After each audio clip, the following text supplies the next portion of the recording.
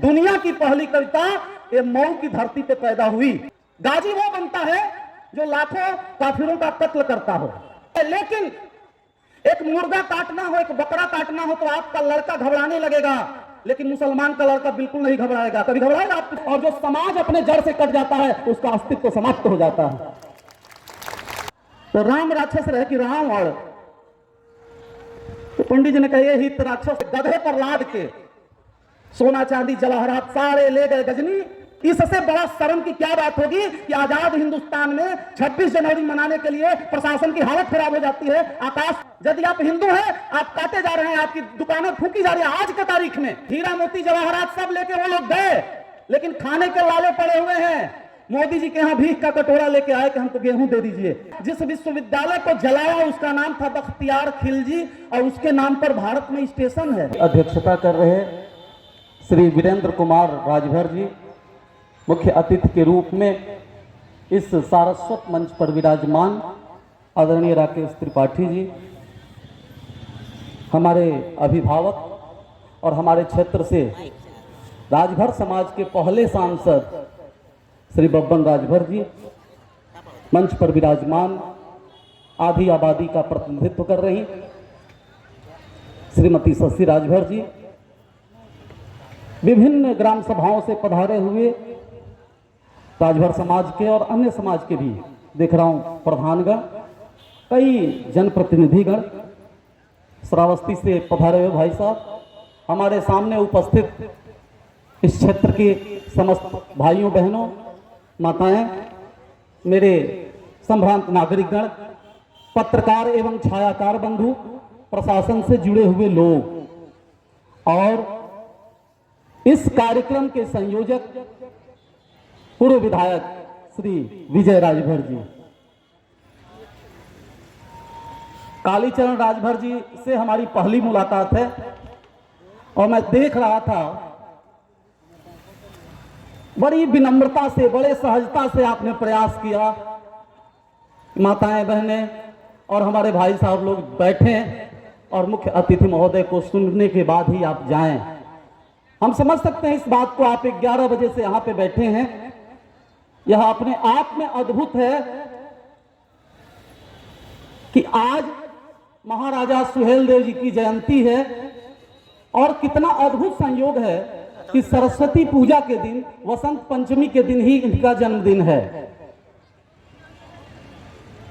एक बार प्रशंसा करना चाहता हूं अपने संचालक महोदय का भी कि इतने कम उम्र में जब से हम लोग बैठे हैं आदरणीय सांसद जी इतना सुंदर ढंग से इस कार्यक्रम को संचालित कर रहे हैं। और साथ ही बिरहा के जो साथी बैठे हैं, मैं नाम तो नहीं जानता, ये राजभर समाज से बहुत अच्छे अच्छे बिरहा के कलाकार हुए हैं, तो आप लोगों का भी दोनों वर्ग को सुनने का अवसर प्राप्त हुआ, जो पुरुष हैं महिला दोनों गायकों का। और जानते ही हैं सब राजभर समाज के लोग अच्छी तरह से, आप में पहलवान जब अखाड़ा देखता है तो सोचता है कि लड़ लें, वैसे ही बिरहा के लोग हैं, जब मंच मिलता है, मंच माला माइक, नेता भी फड़फड़ाते हैं हम भी कुछ बोल लें, जो वक्ता होगा वो भी चाहेगा हम कुछ बोल लें, गायक कलाकार भी चाहते हैं कि हम भी कुछ बोल लें। आज बसंत पंचमी के अवसर पर माता सरस्वती का ध्यान करते हुए शारदे का घर बार आपने सजाया यहाँ, आज माँ तुषारदे को ही यहाँ मनाइए। स्वर ताल लय छंद शब्द सब बह रहे, आप सब गोते पूरे मन से लगाइए और तृण तृण चुन के महल ये खड़ा हुआ है, कार्यक्रम करने का हौसला बढ़ाइए। और सच कहता हूं मंत्रमुग्ध होंगे बाद में, पहले आप जोरदार तालियां बजाइए, पहले आप जोरदार तालियां बजाइए।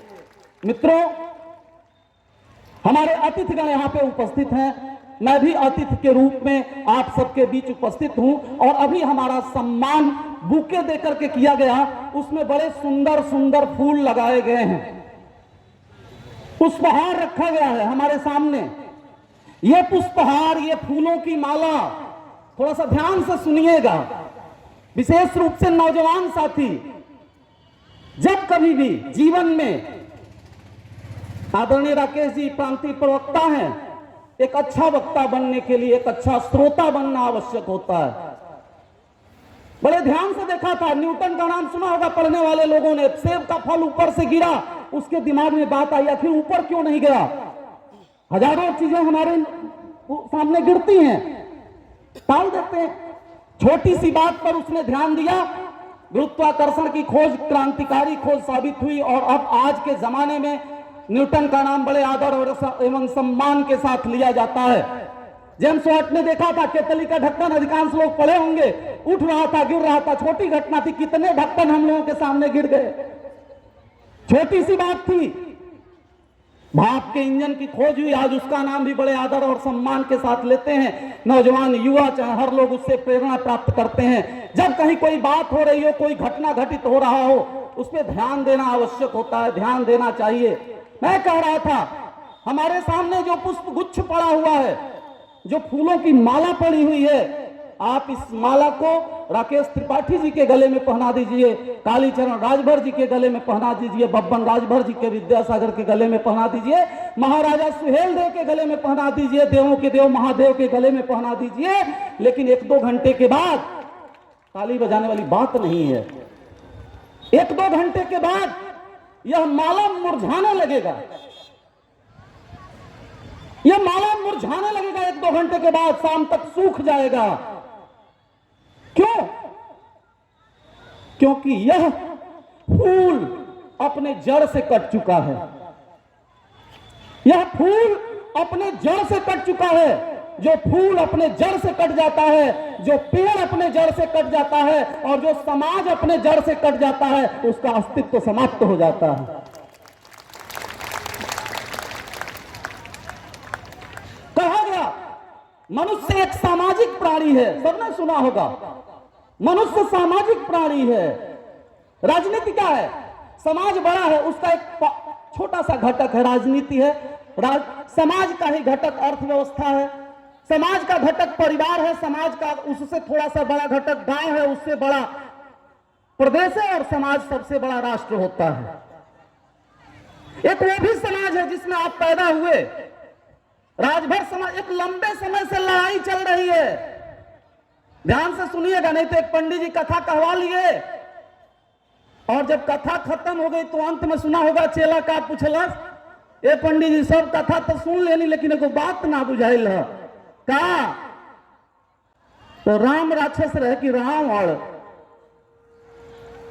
तो पंडित जी ने कहा ये हित राक्षस तो हम बानी कि तोहरा ऐसा राक्षस के कथा सुनाओ तनी।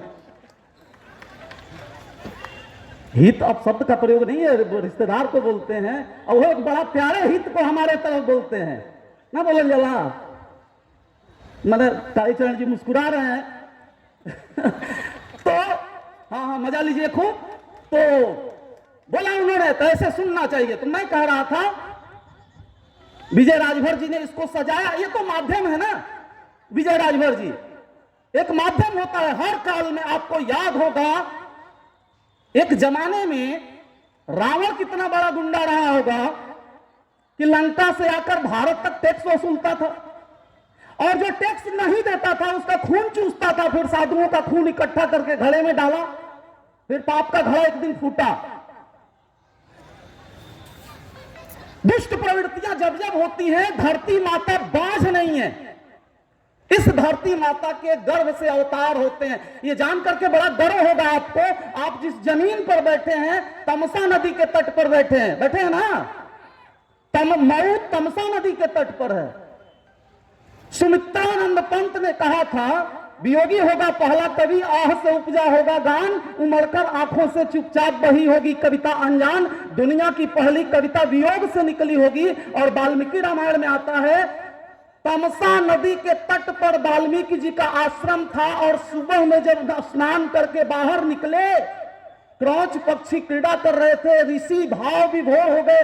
एक तो सुबह का वक्त था और चिड़िया आपस में प्रणय कर रहे थे। क्रौच, तब तक बहेलिये ने तीर मारा, एक जोड़ा को तीर लगा, और जो सुंदर ढंग से खेल रहे थे वो एक को तीर लगा, खून बहते हुए चाय चाय करते हुए नीचे गिरा, और दुनिया की पहली कविता वाल्मीकि के मुंह से निकली। इसी कारण आदि कवि कहे जाते हैं। दुनिया की पहली कविता ये मऊ की धरती पे पैदा हुई, अनुष्टुप छंद में। विश्व की पहली कविता है, मां निषाद प्रतिष्ठा शाश्वती समायत्त क्रौच मिथुनादेकम अवधि काम मोहितम। नेट पे चेक कर लेना मेरे नौजवान साथियों, दुनिया की पहली कविता वाल्मीकि आदि कवि कह गए, उसका उद्गम स्थान कौन सा है? क्रांतिकारी धरती पे आप खड़े हैं। हम लोग बलिया से हैं, लेकिन चिकित्सकीय सुविधाओं की जब बात आती है तो मऊ का रुख करते हैं। और भी बहुत सारे इतिहास जुड़े हैं, समय का अभाव है। मैं कह रहा था कि जब रावण का अत्याचार हुआ तो देव आए। कौन देव? राम। राम जा रहे थे। अच्छा राकेश जी, इसी रास्ते से गए। भगवान राम के चरण रज से स्पर्शित भूमि है मऊ। अपने गुरु विश्वामित्र के साथ गए, बक्सर में ताड़िका का वध किया। कौन नहीं जानता इस मंच पर बैठा हुआ व्यक्ति? बहुत बढ़िया, जय श्री राम। तो राम जा रहे थे, आपके बॉर्डर पे वो जगह है कामेश्वर धाम कारो। सांसद जी, कारो में ही कामदेव को भस्म किया था भगवान शंकर ने। आपकी सीमा पर ही है, इधर काम दहन की साक्षी यह भूमि है। राम जी जा रहे थे, इस रास्ते से हड्डियों का पहाड़ देखा। पूछा ये हड्डियों का पहाड़ कैसा है? गुरु ने कहा ये हड्डियों का पहाड़ है। इस इलाके में हड्डियों का पहाड़ है क्योंकि यहां ऋषियों की हत्या की जाती है। ऋषि का काम उस जमाने में था एज ए टीचर, एजुकेशन देना, पढ़ाई करना। गुरुकुल में पढ़ाई होती थी। और उस जमाने के जो गुंडे या गुंडी थे, तारका सुबाहु, ये सब, त्रिशिराम, मामा मारीच का नाम सुना होगा, ये सब इसी इलाके में रहते थे। तो वो टीचरों की हत्या करते थे। और एक बात जहां जो हमारे वेद लिखे गए हैं, वेद को कहा गया श्रुति, क्योंकि जिस समय लिपि का आविष्कार नहीं हुआ था, कथा गढ़ा की खोज नहीं हुई थी, कागज की खोज नहीं हुई थी, कलम की खोज नहीं हुई थी, तो गुरुजी लोग ज्ञान देते थे और शिष्य सुन सुन के उस परंपरा आगे बढ़ती थी। फिर गुरुजी मर जाते थे तो चेला गुरु बनता था, वो अपने शिष्य को सुनाता था। ऐसे सुन सुन के ज्ञान परंपरा आगे बढ़ती थी, इसलिए इसका नाम श्रुति परंपरा पड़ा। और इसलिए कहा गया एक टीचर की हत्या कर दी जाए तो फिर जो लाखों सालों से परंपरा चल रही है, ज्ञान परंपरा, जो ज्ञान उसने किसी कंप्यूटर में सेव नहीं किया, किसी भोजपत्र पे नहीं लिखा, किसी कागज कलम का आविष्कार नहीं हुआ था, तो सारा ज्ञान तो समाप्त हो जाएगा। और ज्ञान को समाप्त करने का प्रयास हर समय किया गया। जब राम ने देखा कि एक नहीं, दो नहीं, हजारों लोगों की हड्डियों का लाश वो पड़ा हुआ है, पहाड़ बना हुआ है, कसम खाया ऐसे लोगों का वध करूंगा। मेरे कहने का मतलब है जब अत्याचारी अवतार लेते हैं, आते हैं, तब तब देव का अवतार होता है। रावण का अत्याचार बढ़ा तो राम आए। और उसके बाद जब कंस का अत्याचार बढ़ा, गांव के लड़कों को पकड़ पकड़ के गर्दन तोड़ करके मारा जाने लगा। यशोदा के 8वें पुत्र का पता लगाएं। जब कंस का अत्याचार बढ़ा तो देव आए, भगवान कृष्ण। और जब मुगलों का अत्याचार बढ़ा तो एक देव आए जिनका फोटो बगल में लगा हुआ है, सुहेल देव। 1000, बड़ा आसान है याद करना, 1000 सीधा याद कर लेना यार। 1000 में आया गजनी से महमूद गजनवी और 17 बार आक्रमण किया। अंतिम आक्रमण तो नहीं कह सकते, लेकिन 1025 में सोमनाथ के मंदिर को लूटा। आसानी से याद हो जाएगा 1000 और 1025। तो 1000 में आया और 1025 में सोमनाथ के मंदिर को लूटा। उस समय भी संगठन बनाया भारत के लोगों ने, पूरी बड़ी फौज, सांसद जी सोमनाथ के मंदिर के चारों ओर खड़ी हो गई, प्रतिकार करेंगे। गजनी का लूट नहीं पाएगा सोमनाथ को। सोमनाथ कौन है? आदरणीय अभी आपने कहा नागवंश का नाम लिया। आप मेरे सामने जितने लोग बैठे हैं, सबकी जाति भर नहीं राजभर है, सबकी जाति राजभर है, सबका वंश नागवंश है और आप सबका गोत्र भरद्वाज है। इसलिए मैं आप सबको प्रणाम करता हूं। आपका जाति राजभर है, आपका वंश नागवंश है।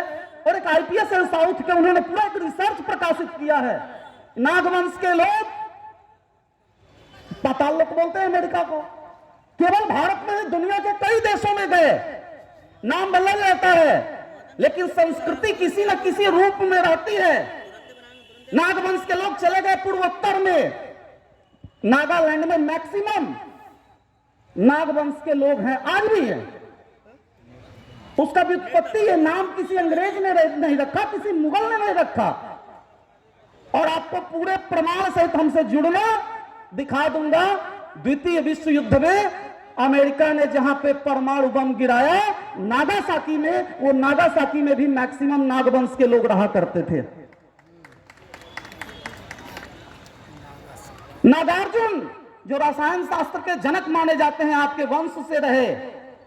नागसेन जिन्होंने मिनांडर से शास्त्रार्थ किया बौद्ध काल में। पढ़े वाले लोग जो किताब पढ़ते होंगे जीएस वगैरह, एक किताब का नाम आता है मिलिंद पन्नो, आपके वंश के व्यक्ति ने किया। तो मैं कह रहा था कि 1025 में जब भारत पे हमला हुआ, सोमनाथ का मंदिर तोड़ने के लिए गए सब, चारों ओर से सेना खड़ी हो गई, लेकिन एक बात गलती हुई कि पुजारियों ने कहा कि जब तक सोमनाथ का वो ध्वजा लहराता रहेगा तब तक कोई बाल बांका नहीं कर सकता। किसी ने ये बात महमूद को बता दी। महमूद ने अपना तीरंदाज भेजा और उसने युद्ध भूमि में चालाकी से तीर मारा, मंदिर का झंडा टूट के गिर गया। और जब मंदिर का झंडा टूट के गिर गया तो जो लोग लड़ रहे थे उनके अंदर दहशत फैल गया। अब क्या, अब तो हम हार जाएंगे, क्योंकि पुजारी जी तो बोले हैं कि जब तक झंडा लहराता रहेगा तब तक हमें कोई हरा नहीं सकता। अब तो झंडा कट गया और युद्ध हारे। और जरूर आपने सुना होगा सोमनाथ के मंदिर को लूटा गया और भारत से गधे पर लाद के सोना चांदी जवाहरात सारे ले गए गजनी। बहन बेटियों को लूट करके केवल आबरू नहीं लूटा गया, बहन बेटियों की इज्जत लूट करके उन्हें भी उठा के ले गया गजनी। राकेश जी प्रवक्ता हैं, आप कहते होंगे डिबेट में, आज भी वहां एक पिलर खड़ा है गजनी में, एक खंभा खड़ा है गजनी में, जिस पे लिखा है उन लोगों की अपनी भाषा में कि हमारे देश की बहन बेटियों को वहां के दिनार कहा जाता है, मतलब 1 रुपए में बेचा जाता था। भारत के बहन बेटियों को मुस्लिम आक्रांता ले जाकर के 1 रुपए में, 1 दिनार में, 1 टके में कह लीजिए, वहां बेचा जाता था। कितना शर्म और संकोच की बात है। और आगे चल के 1034 ईस्वी में उसी के खानदान के लोगों ने दुनिया में जब भी भारत पर आक्रमण हुआ है, सिंध के तरफ से ही आक्रमण हुए हैं। मुल्तान को लूट लिया, मेरठ को लूट लिया, दिल्ली को लूट लिया और आगे चलते चलते आ गए कहां तक, बहराइच। और बहराइच में उस समय राजा थे मोरध्वज। और फिर मोरध्वज से कुछ दिन झड़प हुआ और आगे चल के मोरध्वज के सुपुत्र हुए प्रतापी राजा, चक्रवर्ती सम्राट महाराजा सुहेलदेव। उनका सामना करने का साहस जब दिल्ली में किसी ने नहीं किया, सिंध में किसी ने नहीं किया, मेरठ में किसी ने नहीं किया, तब श्रावस्ती नरेश महाराजा सुहेलदेव ने एक मजबूत सैन्य ताकत का निर्माण करके उससे युद्ध का ऐलान किया। और वो क्या कहलाता था, गाजी।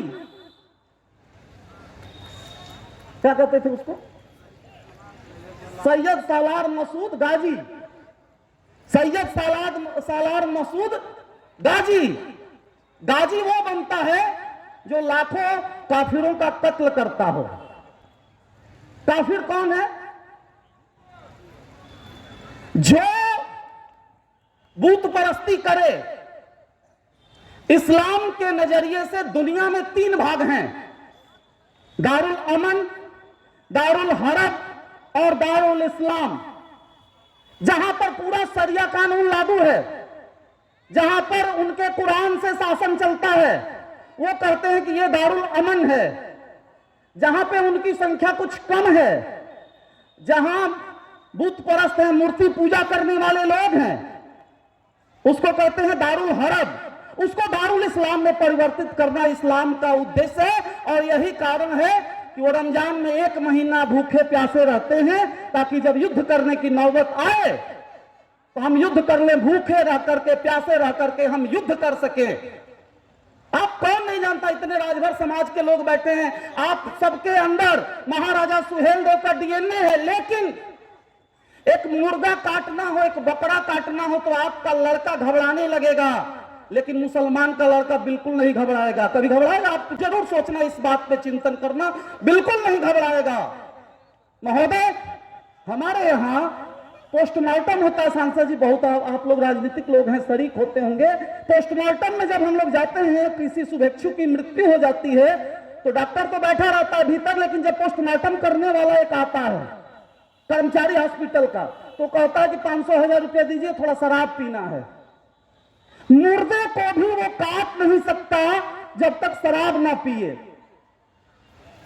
शराब पीता है, हम लोग पैसा देते हैं, 500,000 का शराब पीता है, जब नशे में चूर हो जाता है, तब जाकर के यहां से छुरी लगा के धीरे धीरे काटता है, फिर विसरा परीक्षण के लिए भेजा जाता है। यानी हिंदू समाज में मुर्दा को भी काटने के लिए हमें शराब का सहारा लेना पड़ता है, लेकिन मुस्लिम समाज में जीवित व्यक्ति को काटने के लिए किसी शराब की जरूरत नहीं है, किसी भी चीज की जरूरत नहीं है। वैसे लोग आक्रांता बन के आए और हिंदू समाज को गाजर मूली की तरह काटते हुए आगे बढ़े। आप सब लोग जानते होंगे, अफगानिस्तान हमारा था,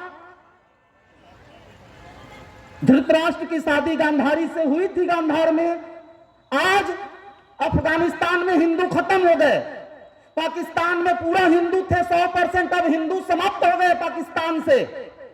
उसके आगे चले कश्मीर में, लगभग हिंदू समापन की ओर है, गिने चुने छूटे फटके हैं, और हम में से यदि कोई चला भी जाए कश्मीर, तो भारी भरकम फोर्स की व्यवस्था करनी पड़ती है। इससे बड़ा शर्म की क्या बात होगी कि आजाद हिंदुस्तान में 26 जनवरी मनाने के लिए प्रशासन की हालत खराब हो जाती है। आकाश से लेकर धरती और समुद्र तक निगरानी करनी पड़ती है कि कहीं कोई अनहोनी ना हो जाए, आज के जमाने में, जबकि देश आजाद है।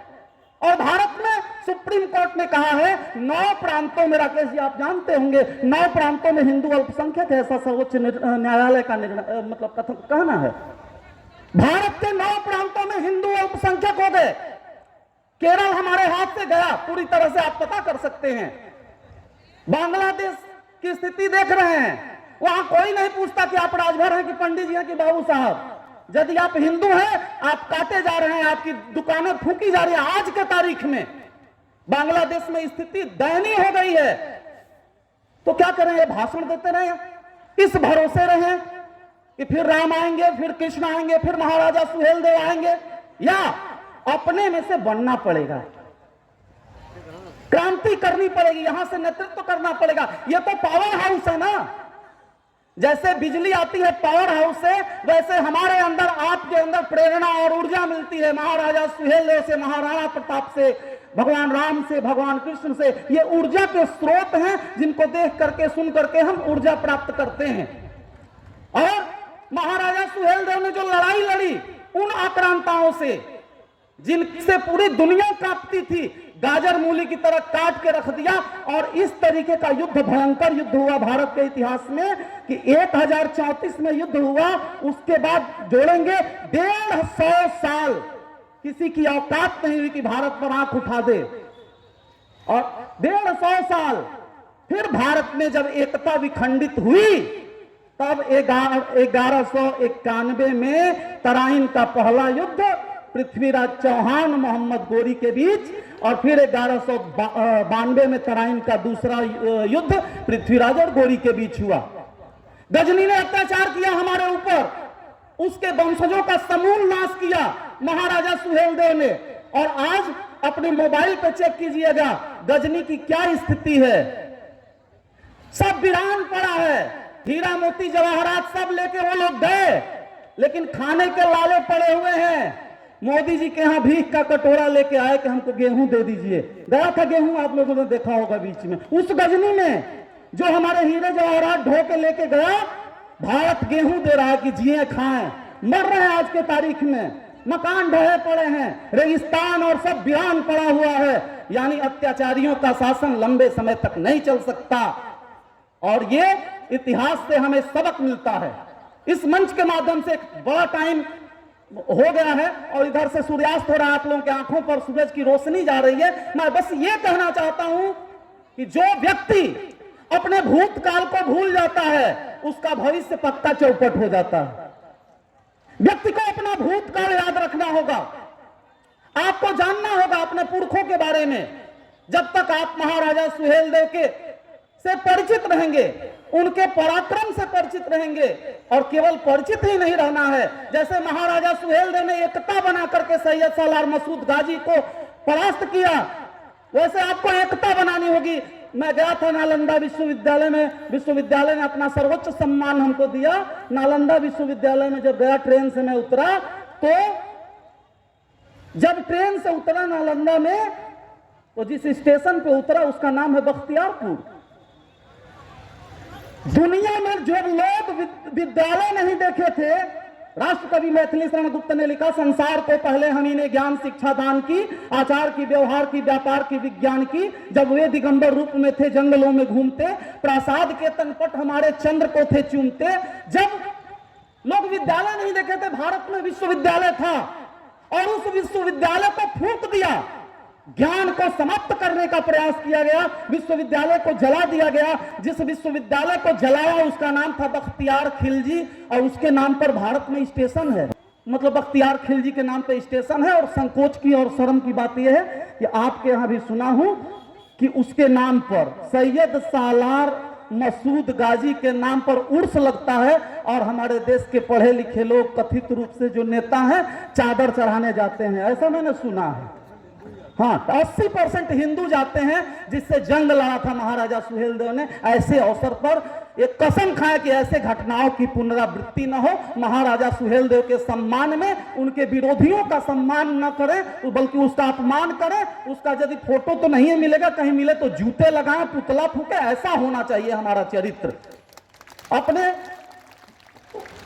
और आप जानते हैं, कई जगह आप लोग डिबेट में कहते हैं अकबर के पिता का नाम जानते हैं, लेकिन महाराजा सुहेलदेव के पुत्र का क्या नाम था, महाराजा सुहेलदेव के नाती का क्या नाम था, हमको जानकारी नहीं है। तो एक रिसर्च का जरूर प्रबंधन होना चाहिए, ताकि वो चीजें निकल करके आए, क्योंकि इतिहास के साथ बहुत धोखा हुआ है। आगे आने वाले वक्ताओं से मुझे अपेक्षा भी है कि इस पे प्रकाश डालेंगे। और कलमकारों ने चाटुकारिता की, चाटुकार बन गए आज के कलमकार। हर शब्द शौर्य का बखान चाहिए हमें, बंदा शिवाजी राणा जैसे रणबांकुरों की अपनी पुरानी पहचान चाहिए हमें। कूटनीति वालों की चरण वंदना को छोड़ वक्त आ गया है, बलिदान चाहिए हमें। और धरती स्वदेश की ये मांग करने लगी है, वीर सुहेलदेव सा जवान चाहिए हमें। धन्यवाद।